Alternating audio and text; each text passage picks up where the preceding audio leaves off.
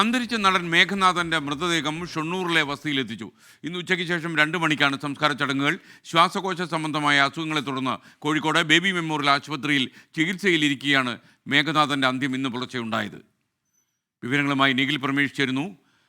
Nikhil, good morning. പറയൂ നിഖിൽ. ചലച്ചിത്ര താരങ്ങളൊക്കെ എത്തിയോ?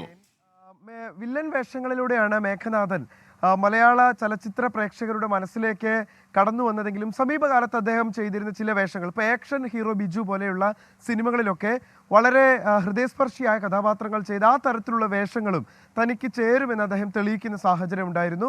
പക്ഷെ അദ്ദേഹത്തിൻ്റെ വിയോഗം തികച്ചും അപ്രതീക്ഷിതമാണ് അദ്ദേഹത്തിൻ്റെ ആരാധകരെ, അല്ലെങ്കിൽ സഹപ്രവർത്തകരെ, നാട്ടുകാരെ, ബന്ധുക്കളെ ഒക്കെ സംബന്ധിച്ച്. കാരണം കരൾ സംബന്ധമായ അസുഖത്തെ തുടർന്ന് അദ്ദേഹം ദീർഘനാളായി ചികിത്സയിലായിരുന്നെങ്കിലും 2 ആഴ്ച മുൻപാണ് കോഴിക്കോട് ബേബി മെമ്മോറിയൽ ആശുപത്രിയിൽ അദ്ദേഹം ചികിത്സയിലായത്, ചികിത്സ തുടർന്നത്.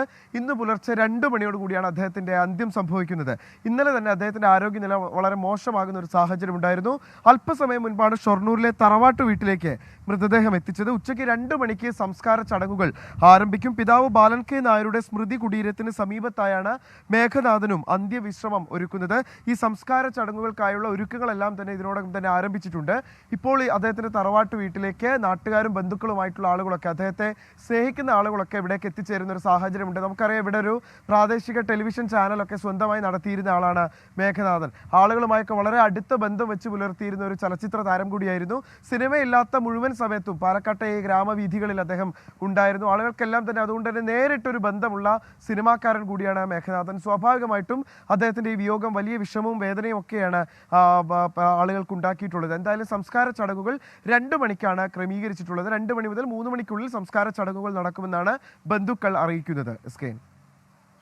MGയുടെ കഥാപാത്രങ്ങൾക്ക് അപാരമായ പ്രതിഭാ സാന്നിധ്യം കൊണ്ട് ശക്തി പകർന്ന ബാലൻ കെ നായരുടെ അദ്ദേഹത്തിൻ്റെ മകനാണ് ഈ മേഘനാഥൻ. 60 വയസ്സേ പ്രായം ഉണ്ടായിരുന്നുള്ളൂ.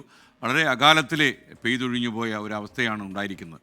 എന്തായാലും ഒരിക്കൽ കൂടി മേഘനാഥൻ്റെ അകാല വിയോഗത്തിൽ നമുക്കുള്ള ദുഃഖവും ഒക്കെ ഇവിടെ രേഖപ്പെടുത്തുന്നു.